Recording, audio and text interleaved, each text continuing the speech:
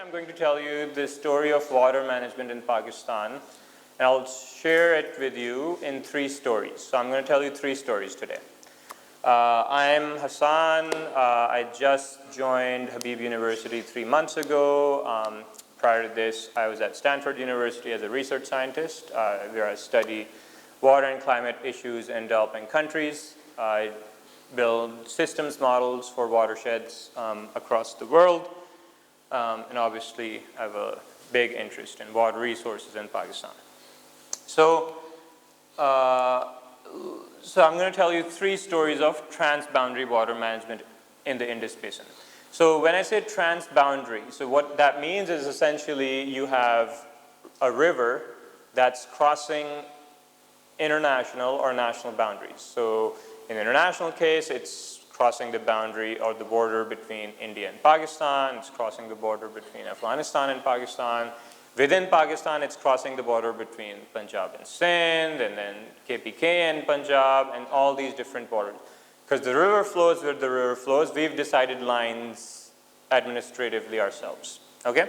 So I'll tell you the story of water management in Pakistan in 3 stories, right? So the first story I'll tell you is about the Indus Water Treaty between India and Pakistan. So starting off with, and this is sort of in chronological order. So it's starting off with the creation of Pakistan and India and sort of how the Indus Water Treaty came about. Then we'll move on to the second story that deals with the inter-provincial accord between provinces of Pakistan. So this deals with when the water finally gets into Pakistan, what do we do with it? How do we decide to divide it amongst the provinces? And then the third story I'll talk to you about is on the Kabul River. And this is a story that's often not told, and there is very little sort of information that we have on this.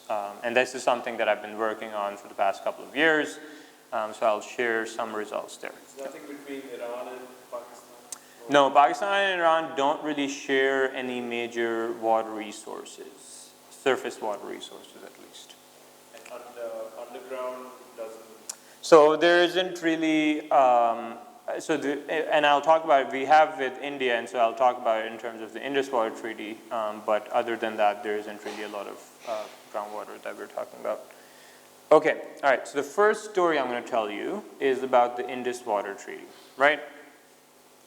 So you all sort of, seen a lot of headlines about the Indus Water Treaty.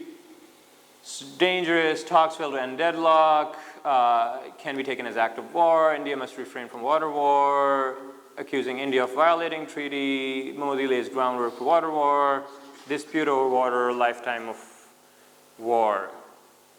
So the Indus Water Treaty, is fair to say, has gotten a lot of media attention over the past few years. A lot of people have very strong opinions on the Indus Water Treaty, but sort of the story that I want to tell you is that we have to sort of look past the headlines in the newspaper and sort of get into what the treaty actually says.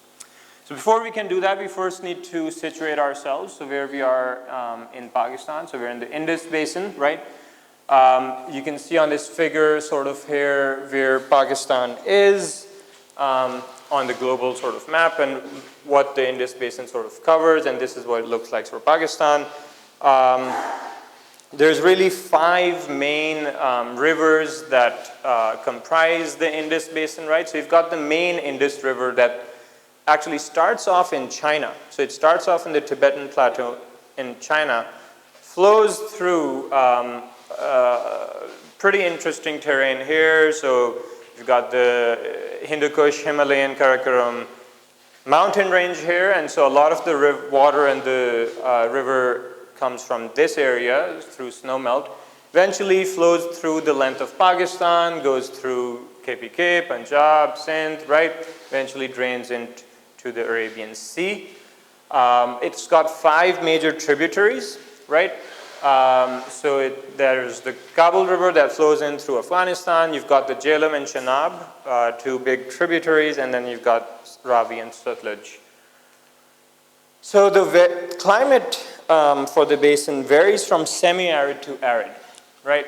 That means there isn't a lot of water naturally. When you look at Pakistan and where it's situated in the world, there isn't we don't get a lot of precipitation across the country, a lot of rainfall across the country. It's typically very low compared to most places around the world.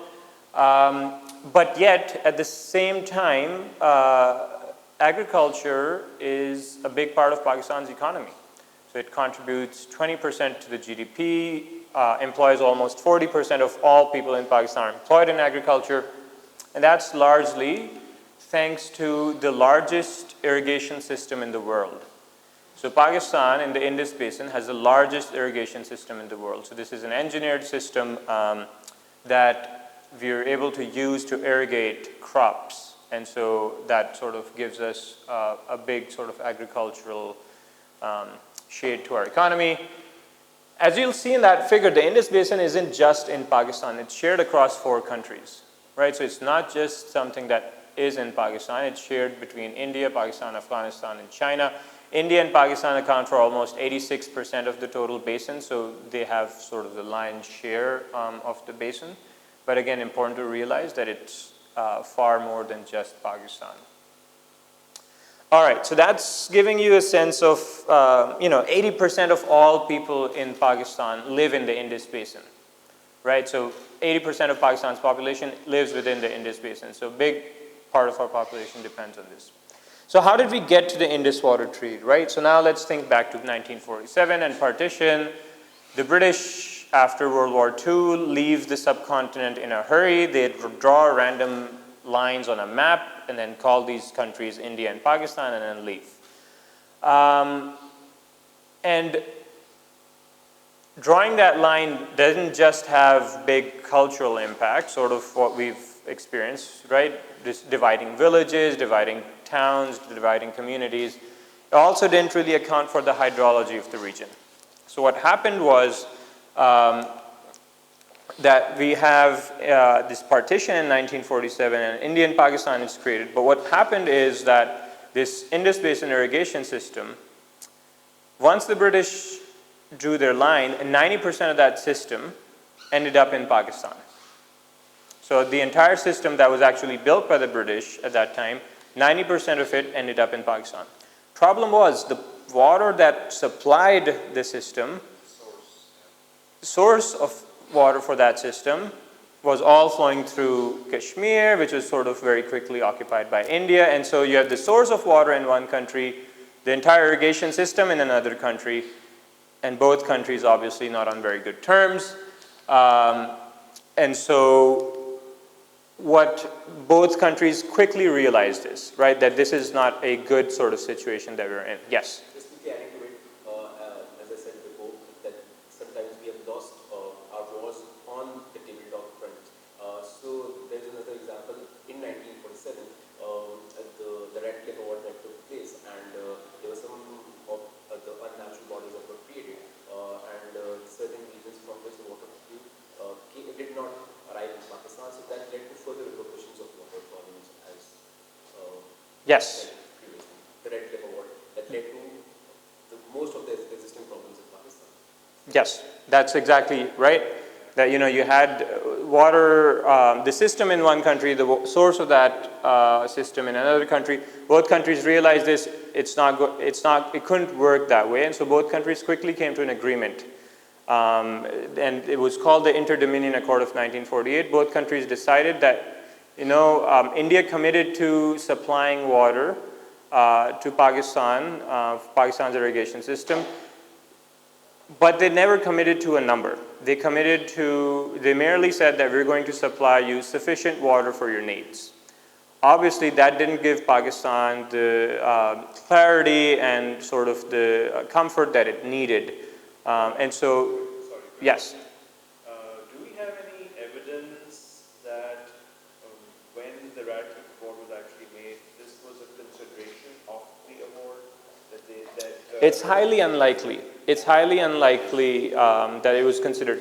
Why? And I'll get to why in just a couple of minutes. If you give me, I'll get to it. Sort of how the negotiations go. So in 1948, they come to an agreement that India says, okay, we'll keep on supplying water for the next 12 years, right? Until 1960, we're going to keep on supplying water. So both countries sign an accord. They never agree on an amount, but they say, sufficient water will be supplied. Say, okay. Obviously, that's not good enough for Pakistan, and so the entire world kind of recognizes this, and they try and they see the volatility of the situation, and so they try and get both countries together and see if they can sort of come to an agreement. And so now you have the US, the UK, and especially the World Bank involved in these negotiations through the 1950s. Why was the World Bank really interested? Well, there are a couple of reasons. One was that this was a way for them to gain legitimacy. So at this point in time, the World Bank was a very new organization. It hadn't existed for a long time, and it didn't really have a lot of political legitimacy. And so they saw this as an opportunity if they can sort of get a big sort of agreement signed between two newly formed countries with a lot of population. So that was something in their interests. So the negotiations go through 1950s. India at this point, both India and Pakistan bring forward their arguments. So India argues, and they use arguments that are rooted in international water law, which was in its infancy at that time. So it was a very new field, the water law, international water law at that time. India used the argument of equitable use. So international water law says that in any transboundary situation, both countries have a right to equitable use of water, which means similar use of water. And so India says that, we have as much right over the water as Pakistan does. It's written in international water law, it's enshrined, so they use this argument.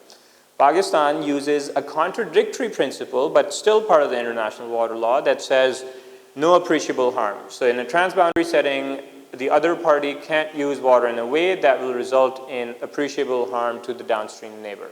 So these are both contradictory principles, but they're both based on international water law. Eventually, a lot of these negotiations go through. World Bank comes with a lot of different things. First, it's proposed that both countries should get together and operate the system as one together. Both countries reject that out of hand. Then they talk about maybe we can divide the volume of water that will be shared, but they never are able to come up to a number to agree.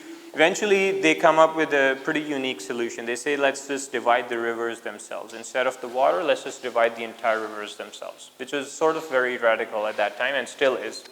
Eventually, both countries signed this agreement in 1960. You've got Nehru on India's side and Ayub Khan on Pakistan's side signing the agreement. And Ayub Khan at this point made a pretty interesting statement, right, where he said that, the good is often the enemy of the perfect. Right, and so we have perfect is the enemy of good. Yeah, perfect is the enemy of good, and that we have decided to go with the good.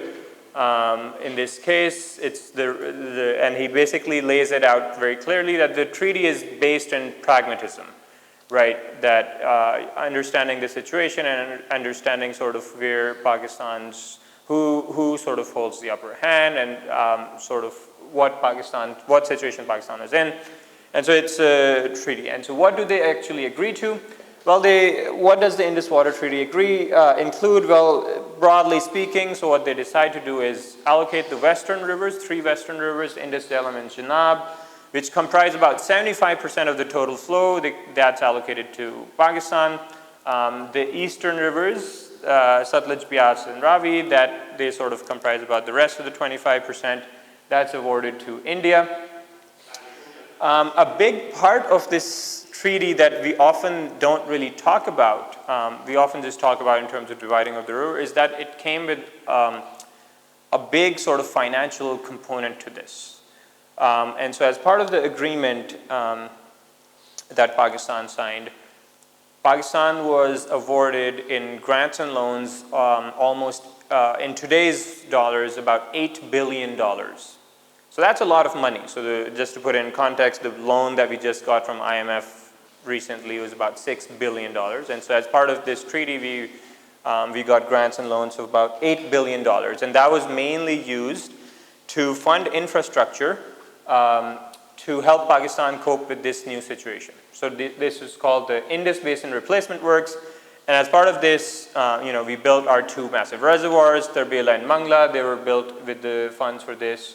8 massive link canals, so they basically connected the western rivers to now the eastern rivers that were now drier.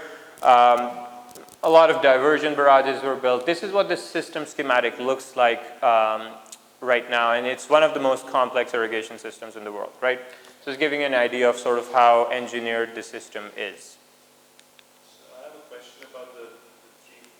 First, one question is that how did India, being the larger country, how did they agree to get 25% of the flow from the basin? Right, and that's a big bone of contention still in India.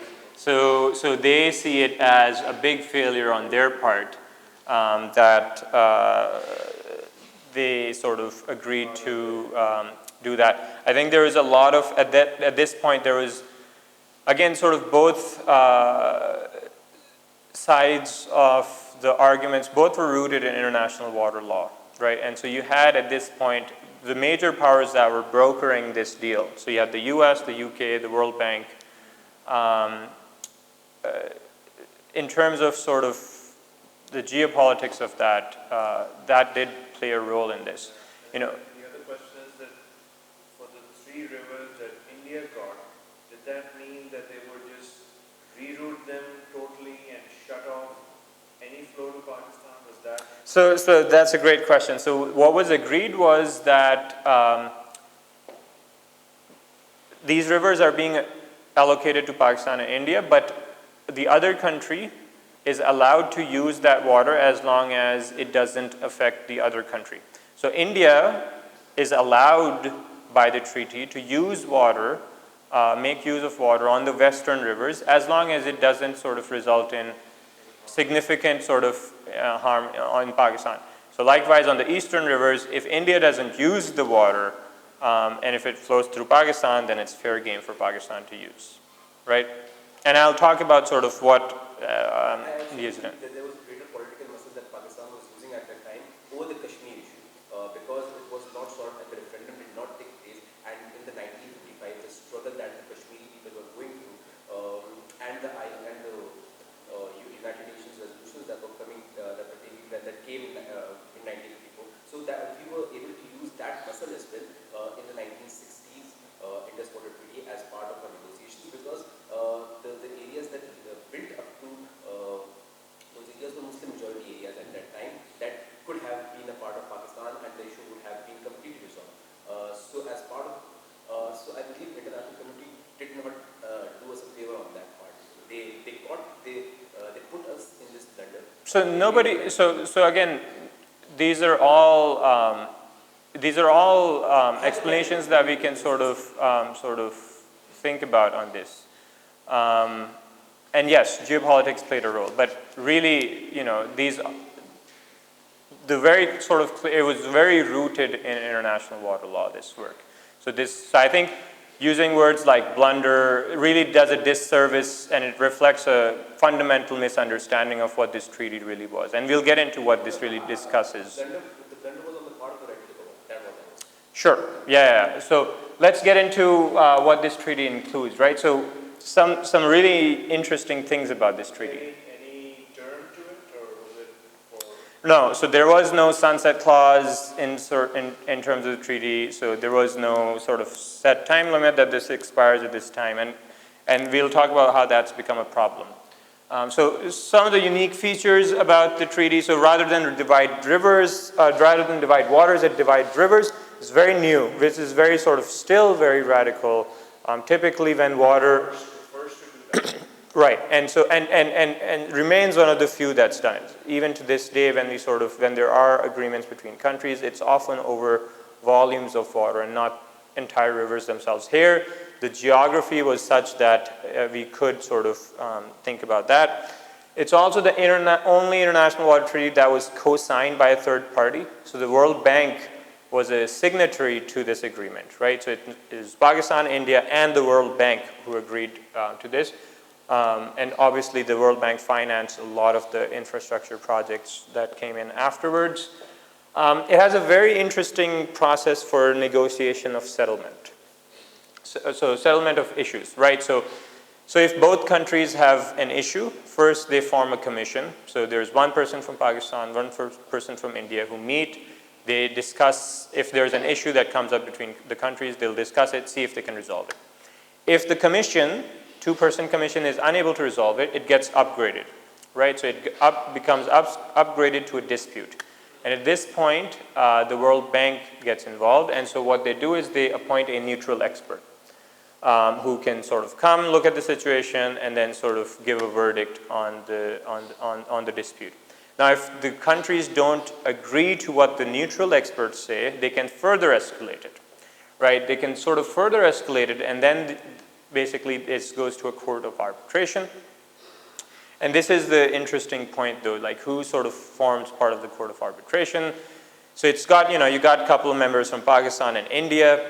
Then you've got the Chief Justice of the US, you've got the Chief Justice of the UK, you've got the President of MIT for some reason, you've got the Director of Royal Imperial College. And so it's really interesting how many different sort of people were part of this agreement, right? Just sort of giving you an idea of what it sort of goes into when there's a problem. So it also includes this thing about early notification of planned project, which is also very forward thinking for its time. For planned projects. So for example, if any country wants to, for example, if India wants to construct anything on the western rivers, it first needs to notify Pakistan, which is very progressive and forward thinking that this was signed in 1950s. Given that it was signed then, this was actually a very, very forward-thinking sort of clause that they put in there, that the countries had to sort of share information, be transparent, be upfront. This is something that now in today's water management, this is sort of held up as a good thing to do, but this, for them to sort of agree upon this 60 years ago is pretty unique for its time. Finally, this treaty entered into effect retroactively. So it was signed, agreed upon by January 1961, but went into effect in April 1960. And that's because, thinking back to the Inter-Dominion Accord of 1948, that set a deadline of 1st April 1960. So it said 1st April 1960, the Inter-Dominion Accord is in no effect. And so they sort of, this treaty came into effect retroactively, right? So giving an idea how effective deadlines are at getting not just people, but countries to get things done. So a lot of good stuff with the treaty, right? So everything's... That's a pretty long time. They started in 55 and they... It started in 48. Negotiations started... From this treaty. Right, it really started after the Inter-Dominion Accord, right? It really started, and so most of the 1950s, they were sort of agreeing. And there's a lot of back and forth, right? So I've sort of glazed over that, but there's a lot of information there also in terms of what the negotiations were, what kind of, numbers were being thrown around by countries, and so it was going back and forth. So let's talk about some issues that have come up since 1960 when the treaty was signed. So it sounds really good, but obviously there's been issues. For the first few decades, it worked pretty well. Like there was no conflict between India and Pakistan up until the 90s really on the Indus Water Treaty. So then comes Baghlihar Dam. And so it's this hydropower dam that India planned to build on the Chenab River. And so because it's the hydropower dam, India sort of argued that, it wouldn't really cause any major problems for Pakistan. Pakistan, when it looked at the design, objected to the dam. It said that, it would sort of impact water flow in the Chenab River, and so the design specifications, and so Pakistan opposed the project. The commission couldn't solve it. It was upgraded to a dispute, and so the World Bank, for the first time since 1960, got involved. They appointed a Swiss engineer to come and look at the problem, right? And so, again, about 2 years of sort of negotiations happened, and eventually the Swiss engineer comes out with the verdict, and so they say, and he says that India can go ahead and build Baghlihar Dam, but they would have to modify the design. Which year was this? It was, so the planning for Baghlihar Dam was in the 1990s. The verdict came out, I don't remember for sure when the... Seems recent. It was fairly recent, right? And so... 5 years ago. No, it's definitely about 15 years ago. It's maybe early 2000s when it was sort of agreed upon. But eventually, so both countries though came out of it claiming victory, right? So Pakistan said that, we got India to change its design, and then India obviously came out happy, saying that they could build the dam. And so that sort of is a testament to the success of this treaty, that you had these two nuclear powers coming to a dispute, and relatively in a short time, over 2 years of negotiations, both were satisfied, and both were happy with the verdict that came through. So this is sort of often held up as a testament to the success of the treaty, that, a flashpoint was avoided. But there are big sort of things that are now outstanding with regards to the treaty, right? So one of the big things that the treaty doesn't deal with is environmental flows. So this concept that's become more popular in recent years is that you can't let a river go dry, right? There needs to be a minimum flow in the river always for ecosystems to sort of survive. So there's a lot of aquatic ecosystems, and so you need some flow in the rivers always for ecosystems to survive. The treaty doesn't say anything about the environmental flows. So especially it doesn't talk about the western rivers that obviously flow into the Indus Delta, but not the eastern rivers either that flow through India into Pakistan. And so what we've started seeing in Pakistan, for the longest time, India didn't use any water on the eastern rivers, right? So the first 30 or 40 years of the treaty, Pakistan was getting water from the western rivers, and it was getting water from the eastern rivers. So it was getting close to 100% of the water because India just wasn't using that water. And so, but once India started building infrastructure and started using that water for agriculture in Indian Punjab, now what we see is Ravi and Satluj starting to dry out when they come into Pakistan, right? And so what you see is that the rivers sort of dry out, and because the treaty doesn't say that India has to release a certain amount of water in the eastern rivers, they don't, right? Couldn't the lack of the environmental flow be interpreted as harm under the treaty? It could be, but that's something that would be very sort of, there are other things in the treaty that are a lot more clear-cut than that, right? When the eastern rivers are allocated to India without sort of any sort of whatever. So what would be argued is that now that the treaty has been signed, we go by what the treaty says, not by what the international water law says, right? So there's international water law. You decide based on that, the treaty. Now if you have any sort of arguments, you go to the treaty, right? So the arguments of no appreciable harm, or all these things, if they're enshrined in the treaty, that's fine, but they're not. So environmental flows are not. And at that time, it wasn't really something that we knew about, or in general, the world really we weren't really thinking about environmental flows. That was the time of the dams. That was the time of sort of building infrastructure and conquering nature, really, that when this treaty was signed in the 50s and 60s. It also doesn't talk about groundwater. So the treaty only talks about surface water, water that's flowing into the rivers. What's happened is that since the treaty was signed, and in the past really 30 or 40 years, groundwater use in India and Pakistan has exploded. So India and Pakistan are respectively second and third biggest users of groundwater in the world, right? We use a lot of groundwater for irrigation, and obviously a lot of it is in Punjab. Well, that's, sorry? The US. The US uses a lot of groundwater also. But they're also, it's an entire continent, right, as opposed to India and Pakistan. But what that means is that, for example, why that matters is, for example, if you have high rates of pumping on the Indian side, what that does is it alters the hydraulics of the aquifer that's underneath.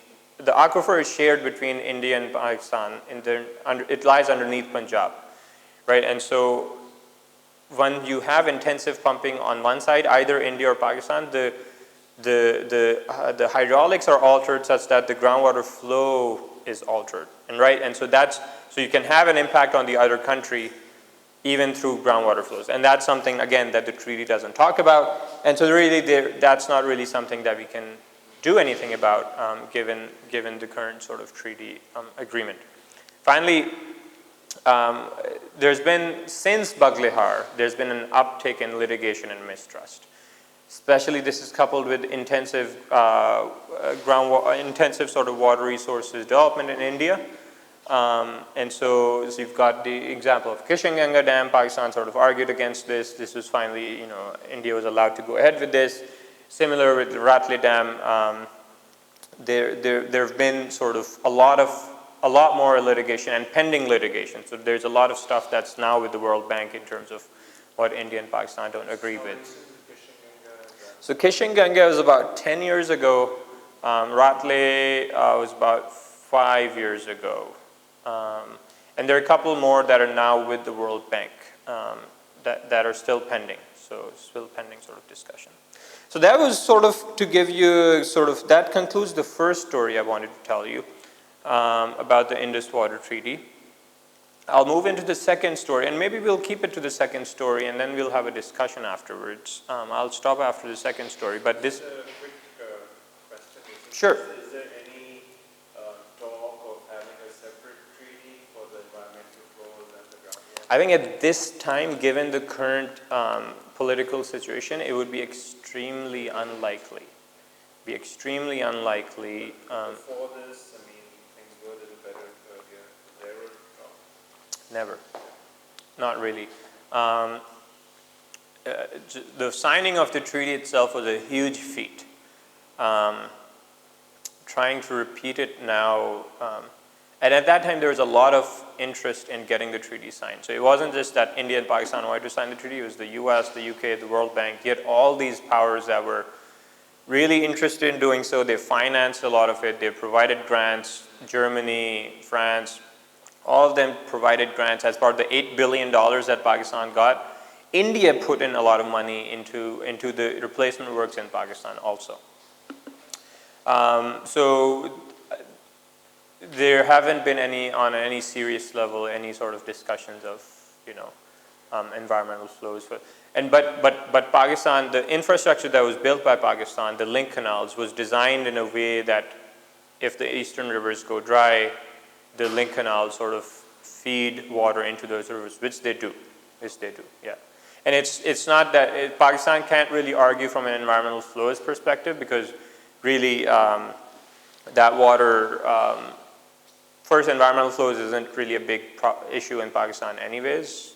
That's not something that we sort of give a lot of importance to anyways.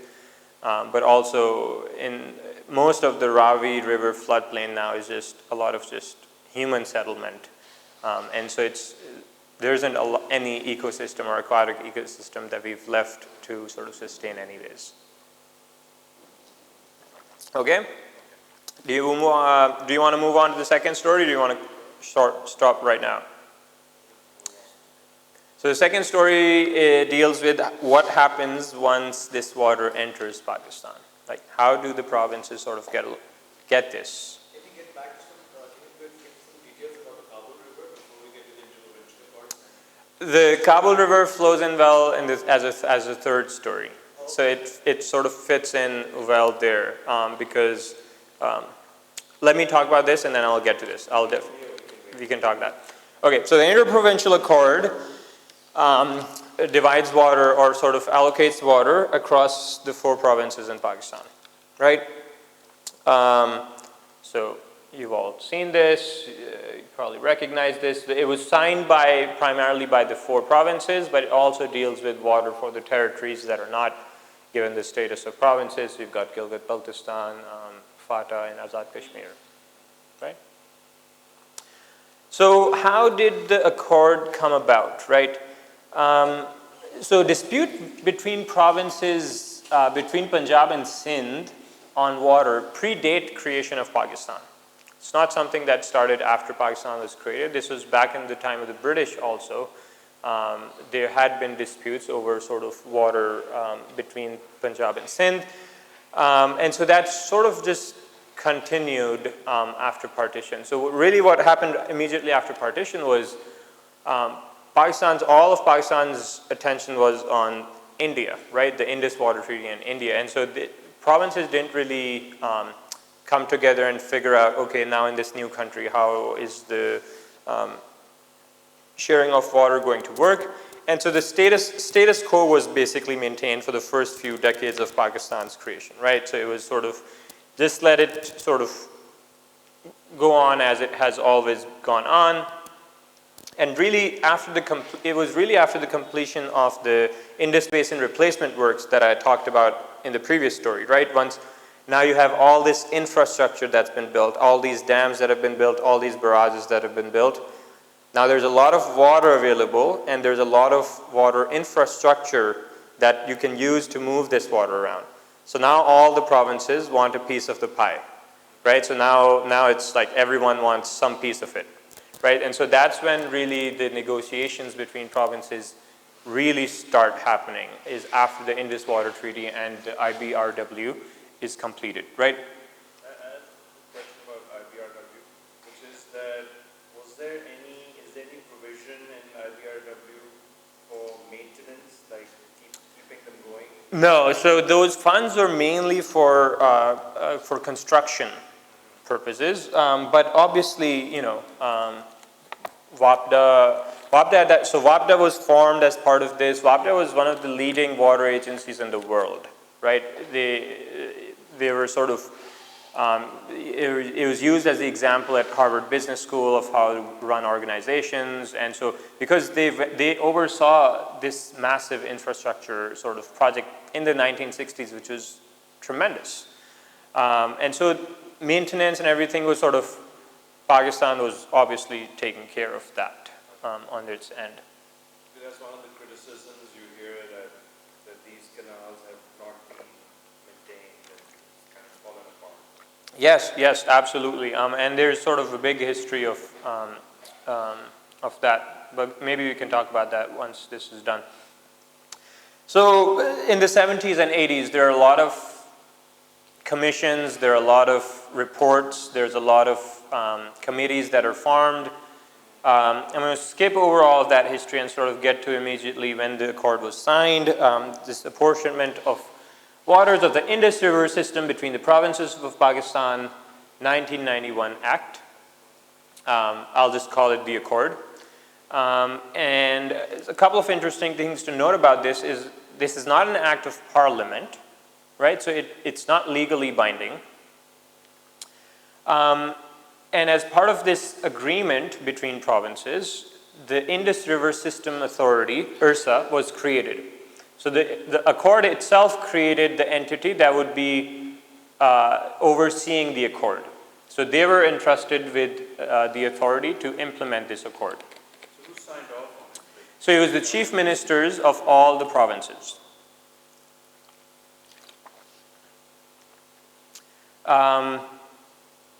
So let's get into what this accord is about, right? So the total allocated water under this accord is 145 billion cubic meters. So to put this in perspective, this makes it the largest international water allocation. This means in the world, there is no other agreement within a country between states and provinces that deals with a bigger amount of water, right? So there's a lot of water. To put it in context, the next biggest intranational, like within country accord is in... Is this annual? This is annual, right? Per year. Per year. The next biggest accord is 58 billion cubic meters. That's both on the Yangtze and the Krishna River in China and India. So just to give you an idea of how much water we're talking about here. 1 billion, just to give you an idea of 1 billion cubic meters, so the entire water supply for Karachi in a year comes out to about 0.7 billion cubic meters. Billion cubic meters. 0.7 billion cubic meters is the entire water supply for Karachi currently, right? So just giving you an idea of the amounts of water we're talking about here. So the interprovincial accord, the allocations are made by volume, right? So provinces sort of agreed on set numbers on an annual basis that they would be getting. So the 145 billion cubic meters is under average conditions. Obviously, every year is not an average year, and we'll get to how that becomes a problem. But essentially what the allocations come out to is about, Punjab got about 49% of the water by volume, Sindh got about 42.5%, so together they comprise over 90% of the total volume that was allocated between the 4 provinces. The primary driving force behind this agreement, and similar to driving force behind all kinds of water management in Pakistan, is agriculture. So the primary force behind this accord was agriculture. Agriculture was the main consideration, and the accord really mentions nothing explicitly about large urban centers, right? Which has become very problematic because in the last 25 to 30 years, there's been a big explosion in urban population, right? There's been a huge rural to urban migration, and you've got major urban centers with millions of people living, but the accord doesn't really talk about those centers and water allocation for those cities. And so that's why now in every major city in Pakistan, you've got some sort of water problem. Even though the volumes of water, as I just mentioned to you with the example of Karachi, are minuscule compared to sort of what agricultural water use is, right? And right from the first day, the accord was started to being fought about. So Punjab, so the accord says something interesting. There is a statement in the accord that says that all the provinces recognize the need for water storage and to sort of ensure sort of sustainable water use in Pakistan. So Punjab uses that statement to say that until we build more storage, until we build more dams, this accord doesn't really come into effect. The other provinces obviously disagree, and they say that it just makes a general statement, and there's no sort of statement that the accord is subject to this condition, right? So from the first day, this argument started, right? That Punjab said, until we build more dams, this accord doesn't come into effect. Was it being monitored, how much water was actually being shared? So I'll talk about that as one of the interesting things. So again, this issue of environmental flows versus infrastructure development, the accord itself makes no mention explicitly of environmental flows, again, right? What it does say is at that time, Sindh came up with a number. They said about 12 billion cubic meters of water should flow into the delta every year. So the Indus Delta, that's not too far from here. But the provinces don't agree on that number. And so they agree to defer it to a later date. And they say, we're going to carry out scientific studies, figure out how much water do we need. Because Sindh kind of just plucked this number out of thin air. They said 10 million acre feet, which is 12 billion cubic meters.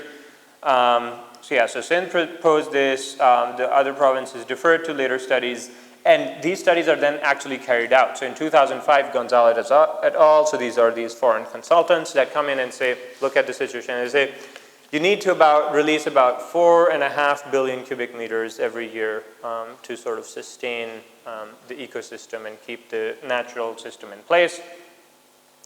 Sindh neither accepts it or denies or refutes this number, right? So they came out with this study. They come up with this. It's a big sort of study that they do, but that's where it stops. Just to give you an idea of what the situation looks like, on the y-axis, you see the total volume of releases into the delta, right? So, and on the x-axis, you see it over time. And so really up until the 90s, and so this line is essentially what the accord recommends that, or sort of the consultants report sort of recommend be released into the delta.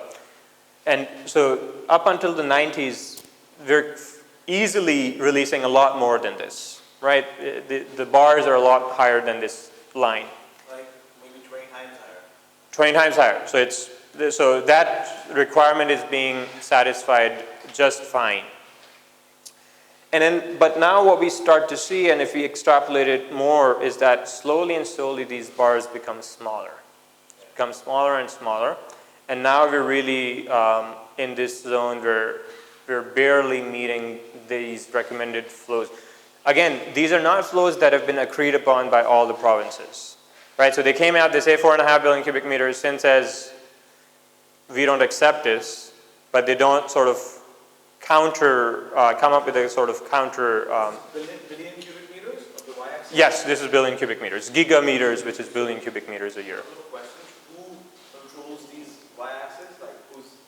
So this is essentially flow downstream of Kotri Barrage. Kotri Barrage is the last big infrastructure on the Indus River.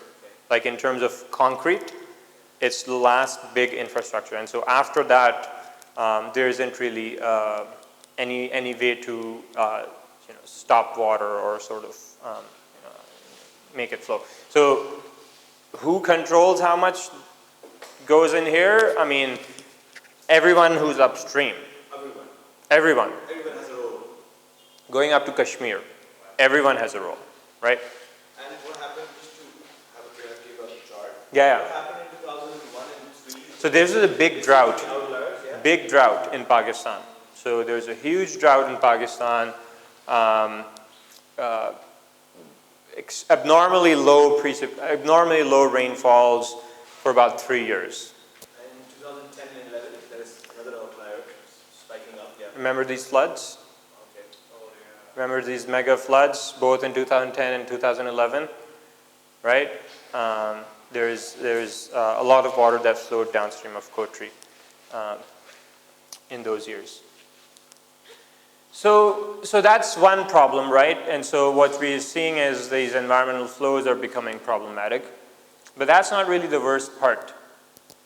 Here's where it gets really messy, right?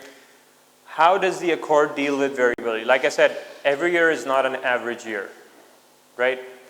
So the answer is it deals with variability in more than one way, which is why the whole confusion happens. So on this table, we show the percentages of water that is allocated to each province under different conditions. So this is from the accord. So this is baseline conditions. So under average conditions, when you have 145 billion cubic meters, remember I said, Punjab gets about 49%, Sindh gets about 42.7%. And in an average year, this is what happens. The accord also says then that the balanced water supply will be distributed in this proportion. Now, the accord doesn't say what balanced means. Do you mean surplus? Do you mean shortage? Right? And so it's a very vaguely written accord. They did a very, very poor job when they wrote this thing. But what it's been taken to mean is balance has been taken to mean as surplus. So if you have more water than 145 billion cubic meters, 37% of the extra goes to Punjab, 37% to Sindh, and then 14 and 12. So here, the other provinces are better off. So if you see these proportions, they're better off for Khyber Pakhtunkhwa and Balochistan, right? Now, those provinces say balance means both surplus and shortage. But Punjab argues that no, the shortages will be distributed based on these proportions. Because, backstory is that these proportions from 1977 to 82 were used as the guiding numbers for dividing flows among canals within the provinces. And so, can you see why Punjab would want this to be used in case of shortages? Because they end up getting a bigger portion. So Punjab says if there's a shortage, if there's surplus, sure, you can do it like this. But if there's a shortage, this is how the water should be distributed. Is that in the treaty, those numbers come from the treaty? Yes, those numbers come from the treaty. But then it doesn't say, the treaty doesn't say it like this. The treaty doesn't say that if you have surplus, do it this, if you have shortage, do this.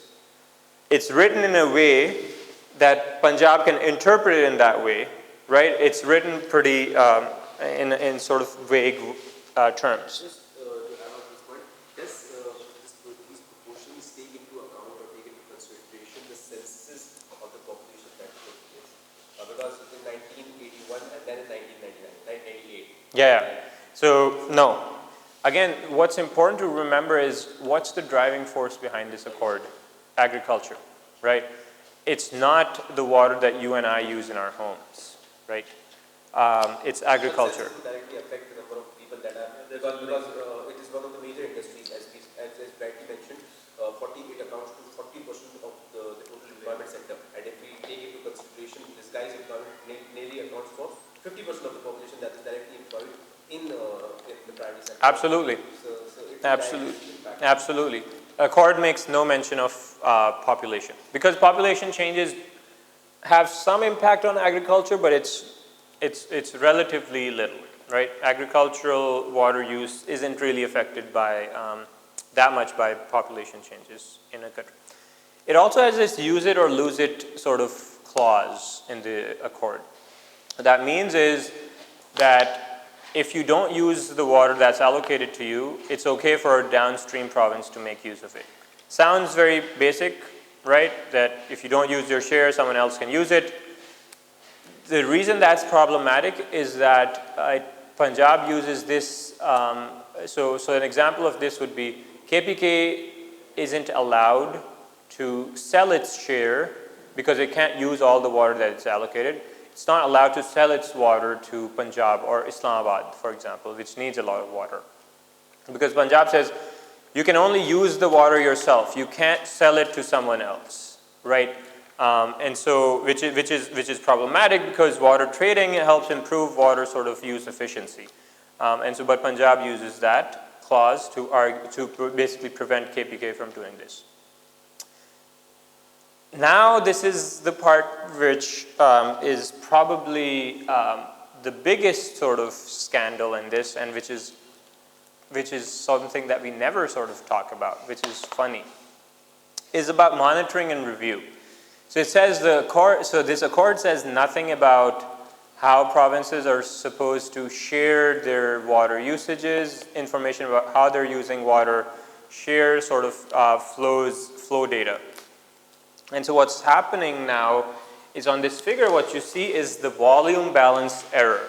So it's basically the difference between reported inflows and outflows. So these are the numbers that are reported by provinces as, you know, this is how much water we're getting, this is how much water is leaving.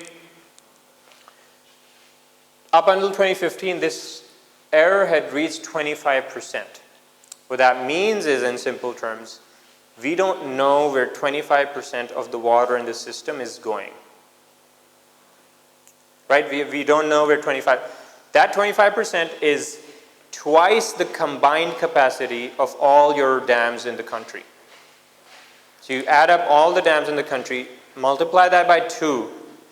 That number is still less than, thank you so much, is still less than the amount of water that we just don't know, that just goes missing. Right? And so that's a big problem, right? If you think of it in terms of running a household or running a business, right? If you're running a business and you didn't know where 25% of your revenue went, that would be a big problem, right? And so for Pakistan to be managing its water resources without knowing where this water is going is probably one of the biggest red flags that we have in water management in the country, right? So in terms of major challenges with the treaty, you know, there's a lack of a clearly stated objective. The accord doesn't say what it was designed to do, right? So you can't even measure whether it's doing what it was supposed to do because you don't know what it was supposed to do. So they created a regulatory authority, IRSA, exactly, Indus River System Authority. How do they operate if the accord is not clear enough? So they have come up with ad hoc rules, right? if I gave you all a copy of the accord, you would all come up with different interpretations. They have come up with an interpretation and then they say this is what it is, right? But there's a lot of sort of room for argument there. Is there litigation involved in the interpretation? Again, this is not a legally binding document, right? So litigation in that sense doesn't, it sort of it has to go through IRSA. IRSA is the body that's going to implement this accord. So it's not something that can be sort of taken up in the Supreme Court, right? It's not an ordinance. Right. So the operating rules lack clarity, and I skipped a couple of slides there. I mean, if you want, I can show you basically how IRSA decides to divide this water. Just to further open the debate on this point, wouldn't it have been better if this matter would have been solved by a resolution or by an ordinance by the National Assembly? Because they did a very good job with the NSC award and its allocation. So if the matter had been solved through the electoral process, elected governments, then I believe it would have been more open for people to understand this issue, because there is ambiguity over this. Absolutely, absolutely. And yeah, and that's definitely an issue for political scientists to talk about. That's sort of outside of what my expertise is. But yes, I mean, in summary, they did a really poor job with this accord. Like it's just, I mean, it is an achievement that they got the provinces to sign off on something, right? And this was sort of, again, done under Nawaz Sharif's first sort of term, and so they take a lot of credit for it. And an achievement in this sense as well, because in 1987 he had the majority in both the National Assembly and the Senate. But at that time it was a coalition government, Islamic Jamhuriyat Ittihad, and to pull off this stunt in the coalition government was in itself a Right. pretty remarkable achievement. Right. But after 91, it's not been revised or it's not been modified. We've not even come close. There's more chance of India and Pakistan renegotiating the water treaty than the provinces. Who's at the implementation stage? How does IRSA. IRSA or the WAPA? IRSA. IRSA has the power to decide how much water. So IRSA sort of decides how much water. WAPDA carries out the operations. So WAPDA is the implementer. IRSA is the decider. So IRSA, at the start of every cropping season, will get together. They'll look at sort of, they have this process of, a really outdated process of how they figure out, they predict what flows it's going to be in the future season, and they say, okay, this is how much water is going to go to Punjab, this is how much water is going to go to Sindh, KPK, Balochistan. The provinces fight, it's in the newspaper for 2 weeks, goes away, the cycle continues every year. So if you look at the news stories, it's just funny because you have the same headlines every year at the certain points in time, right? But that happens, that coincides with when IRSA gets together, they decide, provinces fight about it. And then the WAPDA, so WAPDA operates Tarbela and Mangla and all these, like they're in charge of making sure it's maintained, and IRSA itself isn't an engineering organization. WAPDA is an engineering organization. So IRSA only sort of is sort of the decision-making body. It's a good point that you mentioned that every year we try to estimate the water flow from the glaciers that would be coming down the drains into our rivers. And and a question that leads from it, does it not prompt us, or does it not bring us into action over the lack of water flow in the eastern tributaries as well? Or does it not make us ponder on that front as well, because we are estimating the amount of water flow that is coming from. So I want you to always keep think about the magnitudes and the volumes we're talking about. I just told you we don't know where 25% of all water in Pakistan goes. That percentage is going up. That percentage, yeah, it's And so whatever the eastern river, so first of all, the eastern rivers are not supposed to carry any water into Pakistan. If India decides to use every last drop, which is now what Modi in his sort of election speeches says. So this is also a big sort of misunderstanding that Pakistan has. Yeah, Modi will make a speech in Haryana or Punjab and say कि हम पाकिस्तान को बिल्कुल पानी पहुंचने नहीं देंगे. So what he's saying is legally right. India has full authority over the eastern rivers to completely use that water. For a long time, they weren't using any water. We were getting that water essentially for free. But there is that clause of as long as there's no harm. Right, but that again, that clause is there is no clause of appreciable harm in the treaty. That's a water principle in water law, right? Once the treaty is signed, the treaty is what the deciding thing is. Does India use the western rivers water as well?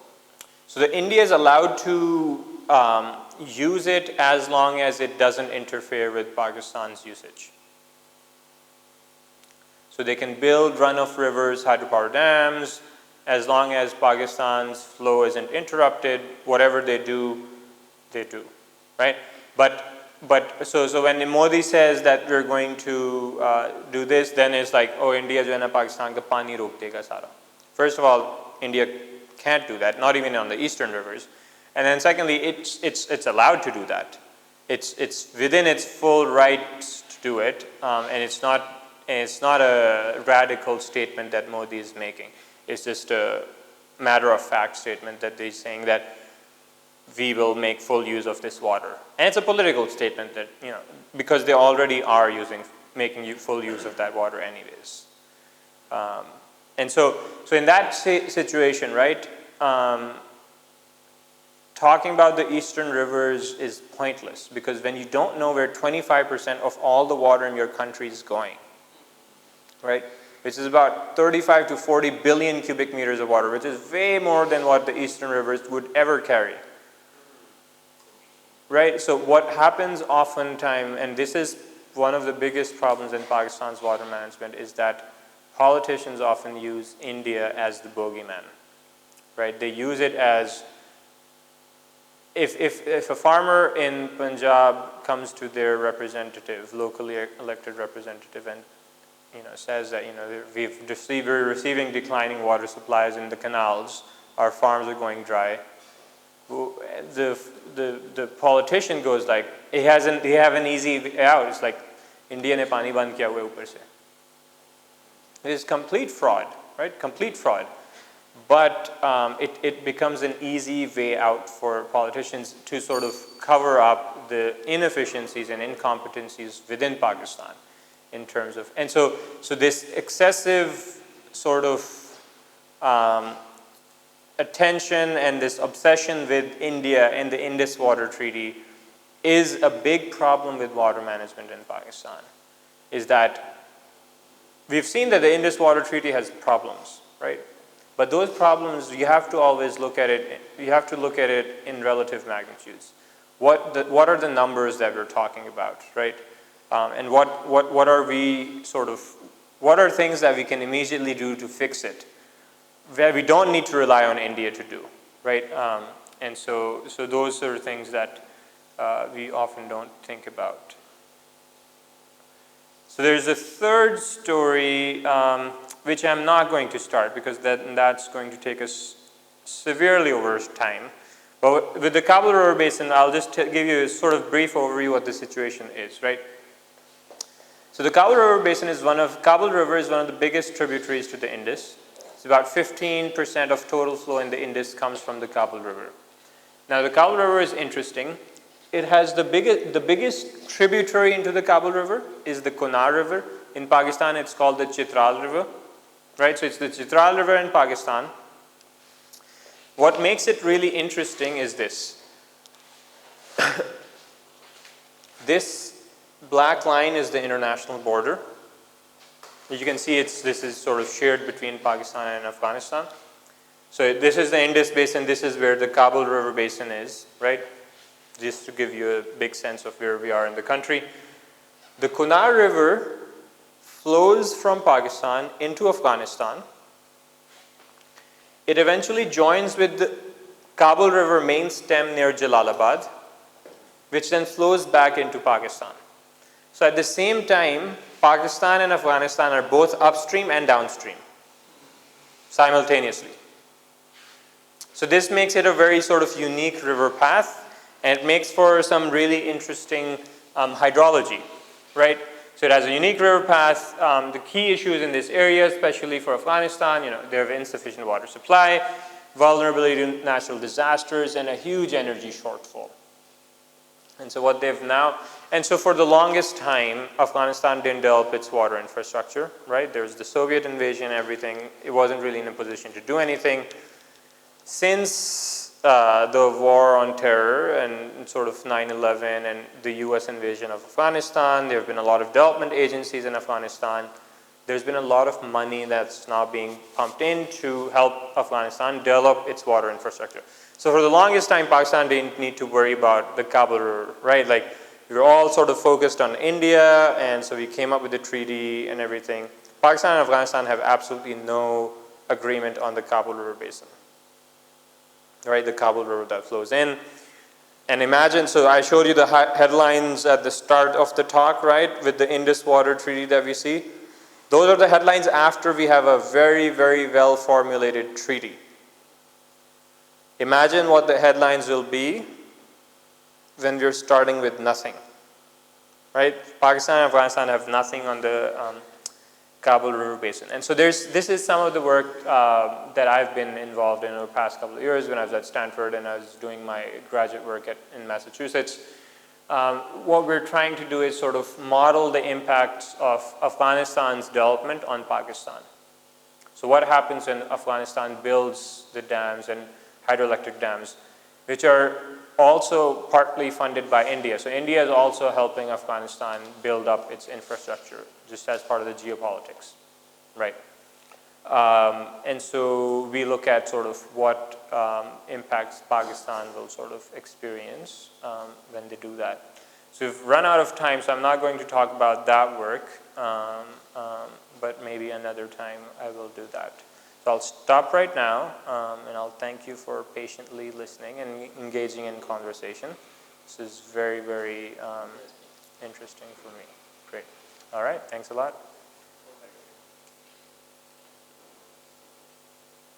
So it seems to be that out of the three stories, the inter-provincial story seems to be the biggest story and the most urgent piece of it. That's because I haven't gotten to the end of this story. Okay, maybe. Yeah. From whatever we know, so what's the conclusion of this story? Okay, the conclusion is that, so there are a few things that I looked at. I looked at, so because both Pakistan and Afghanistan are upstream and downstream, both can technically play nice, or they could act unilaterally. Right, so basically one of the comparisons I do is, what if both countries worked together and operated or developed the river basin together, and compared to what if they act unilaterally? So what are the benefits, what are the harms? So think of game theory, or sort of like if you have, does it make sense to cooperate or not? And so I see that there are benefits of cooperation. Both countries, it can be a win-win situation if both countries cooperate. And I see what happens if both countries don't decide to cooperate and if they try to sort of undercut each other. What I find is that Pakistan can't really do much to Afghanistan. So the Chitral River that's flowing up there, it's very hostile territory. We're never going to build anything. We can't even build, forget building a dam there. There isn't a lot of population there, so we don't have any water needs there. If we wanted to use that water, we would have to build a huge sort of diversion canal from there down to KPK. The economics don't make sense for Pakistan. Even if they did, we're not really going to get it together to be able to do that. Afghanistan, if Afghanistan expands its agriculture and builds storage reservoirs, it can have an appreciable impact. So what I look at is up to 20% of Pakistan's agricultural produce can be impacted. and it's not just in KPK. So the interesting part is that Sindh relies a lot on the Kabul River because all these rivers, they don't flow equally throughout the year, right? So the Indus River, 90% of the flow happens in 3 months. So June, July, August is 90% of the flow. Why? Because all the glaciers are melting, all the snowfall is melting, all that river is falling, all that water is flowing through the rivers. With the Kabul, so the Indus rises about, it peaks around June, July, August. The Kabul peaks around April. And so it provides us water in April and May when the other rivers aren't really ready to do so. And so that has an impact on agriculture in Sindh, right? So Sindh needs or relies on that early water that comes through the Kabul River. Amount of risk you mentioned is 20%. So no, I don't want to overstate this, but 20% of water up to 20% in the worst case scenario. So I look at a lot of future things. I look at climate change. I look at reservoir operations. So in the worst case scenario, up to 20% of water availability through the Kabul River will be impacted. That's probably a fair statement to make. 20% of water availability to the Kabul, Yes. which can impact up to 20% of agriculture. No. That's not true. So 20% of water availability on the Kabul River Basin can be impacted. And over what time? So I looked at it over long periods. So it, again, really depends on sort of how the development of the infrastructure goes. But we were talking, it really is how long would it take Afghanistan to do all these things, which is kind of hard to say. But very actively, India actually just inaugurated a big dam on the upper Kabul River Basin. I think it was the Shah-Tooth Dam. So, and then you've got the World Bank and all these agencies that want to go in and invest in this infrastructure, and so sooner rather than later, Afghanistan's going to do something. The punchline is, the end message is that the onus is really on Pakistan. Afghanistan doesn't need to come to Pakistan and say, let's agree on something. The onus is on Pakistan to take the lead and sort of take a lead in the sense that they can sort of, instead of unilateral decisions, both Afghanistan and Pakistan can work conjunctively in a win-win situation for both. Pakistan tried to shift put its effort in trying to install Pakistan regime in Afghanistan.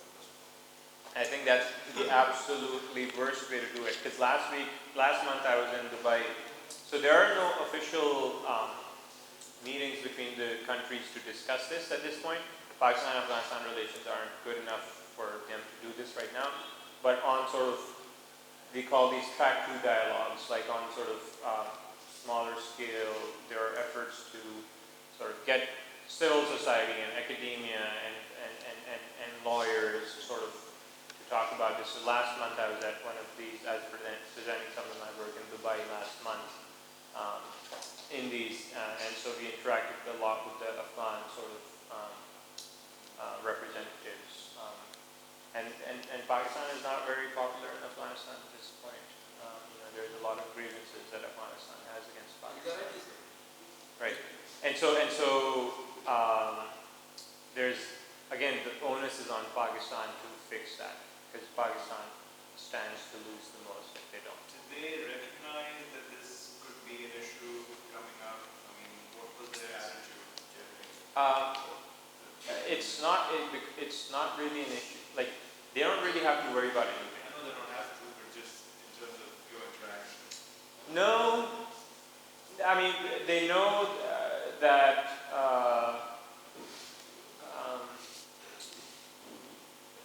they know that they don't have to worry about it. I mean, and they're not in a position to do much either anyways for now. Like, still it's a relatively unstable area.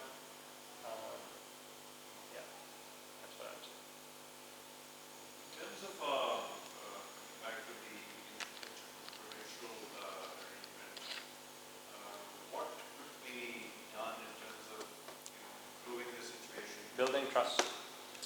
And the lead has to be taken by Punjab there. So the simple solution is there's a lot of good things that we can do with the water. So it's a lot of water we're talking about, 145 billion cubic meters, right? It's a lot of water. Pakistan is not running out of water anytime soon, right? There's a lot of like BS about this in the news. Like it's just very, because we're very misinformed.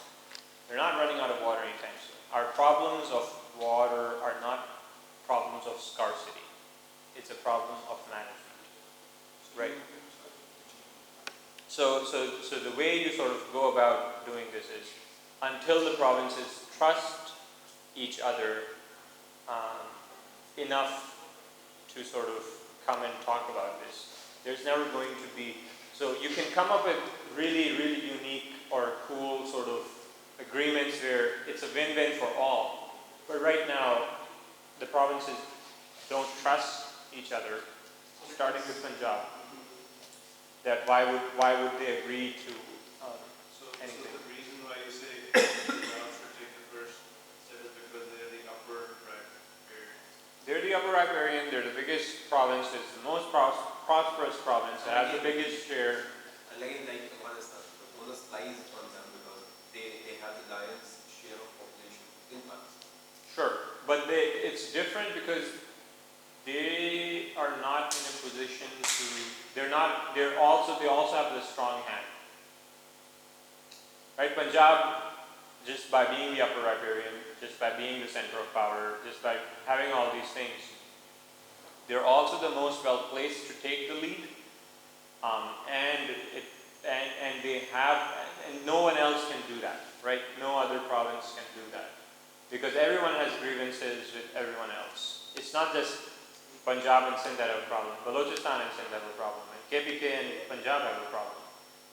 And so I think leadership by Punjab is sort of what's going to, if this ever is resolved, that's where it's going to come from. But next sitting should be on the topic of dams then, because that's another topic of discussion, which is a problem because of provincial distrust. I think the fundamental problem there is of mistrust. Also, the 91 accord that took place, it would be interesting to see how that actually happened, and maybe some of the ways that became a reality. Yeah. Could be used to again do something else. So it was over 2 decades, right? So 70s and 80s, and there's a lot of committees and a lot of commissions. And so, but it would be interesting to think about whether it could be replicated in today's day and age. But you also have to remember the politics of that time, right? And sort of what in the 80s, what was the government in Pakistan like? But the NFC award, was recently revisited and renewed. So that means that it can be done. But there again, Punjab took the lead and Punjab sacrificed the issue. Sure. By percentage of population, it comprises of almost 55% of the population. But in its NFC award, the revenue sharing, it only accounts for 52% of the revenue share. So strong leadership at this provincial level is available. No, that's Any part of your work or research also covers the urban centers and the water crisis or the water risks? That's something that I've started looking at since I've returned to Karachi. It's been a couple of months that I've been here. That's something that I'm starting to. Was not forced to do that. At some point of time. Yeah. This is not, but it's very interesting because there's very little credible because there's very little scientific work, credible scientific work that's gone in.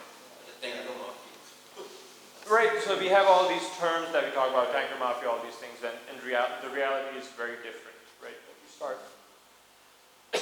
looking at the facts. All right, I think I'm going to have to run at this point. Thank you. But thanks a lot for